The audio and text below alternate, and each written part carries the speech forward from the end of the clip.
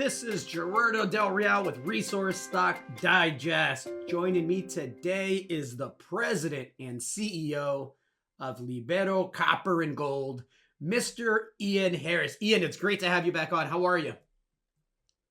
You too, you too. It's a good cold morning in Toronto. I'm used to Medellin.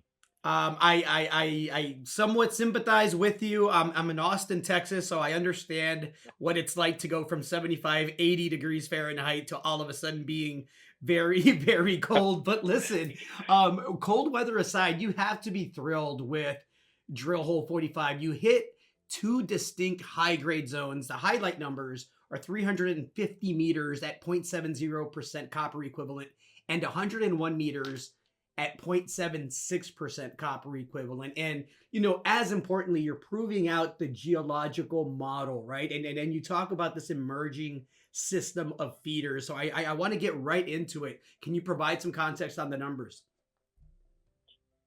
Sure. So we, as Libero, have put three holes. This is our third hole. They're very long holes. They're obviously, I call them backbones because they're really de-risking our overall goal, which is to greatly increase the resource at the deposit.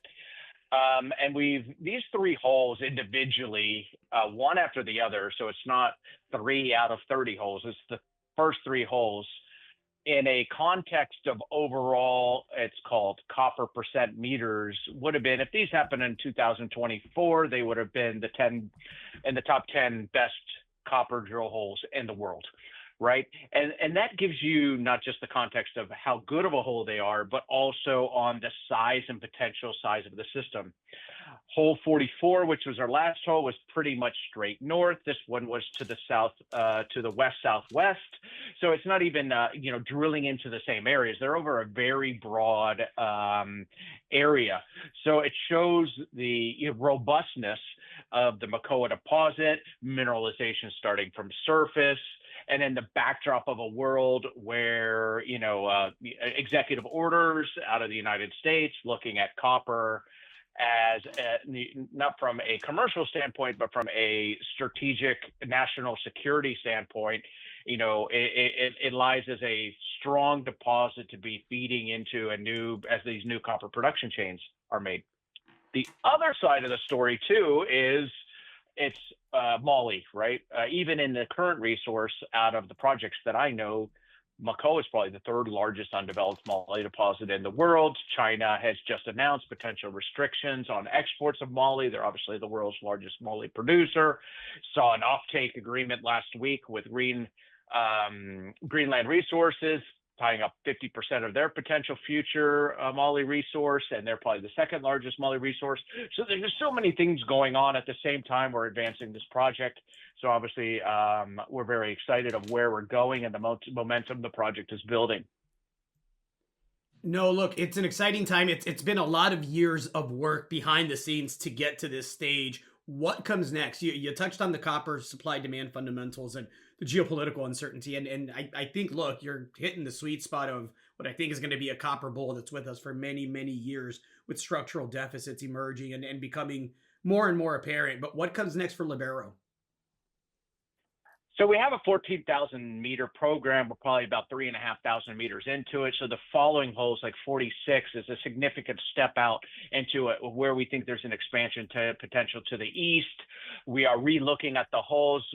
Frank Ballant just came on, who used to be the VPX and VP of Corporate Development for Inmet for 30 years, to take a real porphyry expert to help us re-look at it, especially too because the western side of the deposit is open up because the forestry reserve has been redefined. But in a bigger perspective, maybe looking down about 1 to 2 years, we want to get this project over that billion-ton mark, right?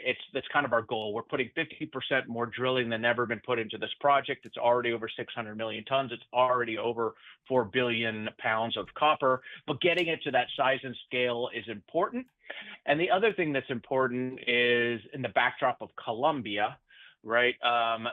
First round of presidential elections are coming up in just 14 months, right? And so there's an expectation that after elections, there might be a window opening up for the project. And I'm saying this right? Over the last 10 years, there's only been really 5 big copper projects built in the world. 2 are in Peru. One was the DRC. One was Ecuador, where I used to work at Mirador, and the other one was Panama, right? And so, people talk about different jurisdictions and can you build or mine or not. But look, it was Panama, Ecuador, DRC, and 2 in Peru, right? And in my experience and shared experience too with Ernie Mast, who was the CEO of Inmetz Cobre Panama, and Frank Ballant, is that these windows open up, and we want to make sure this project is at the front of the line, more robust, has some definition, potentially have a PEA done, so that as a new president comes in and he's looking for attracting investment, et cetera, that we have something significant to offer. So this is also in the back of our head, very strong. Macoa has so many things going for it, not just that it's advancing, it's building momentum. I think we can achieve these goals that we're trying to establish to get it forward, but it's right next to 220 kV power lines. It's right off the national highway. It's right 400 kilometers from port. So it could be a low capex per pound producer in the future, which I think also adds to its attractiveness. A lot to like, a busy 2025, catalyst rich. I know you're at PDAC. Where can people find you? So yeah, we will be at PDAC. Libero does have a booth at PDAC. I'm at the MIF today. I was yesterday at the pre-PDAC. So trying to touch and talk to as many people as possible over the next few days here in Toronto. Good stuff. Good stuff. Thanks for your time as always, Ian. Thank you, sir. Now, always nice to talk to you.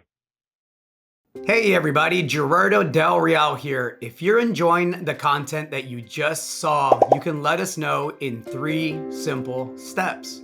Hit the like button, hit the subscribe button, and please share across your network and on social media. Take care, everybody.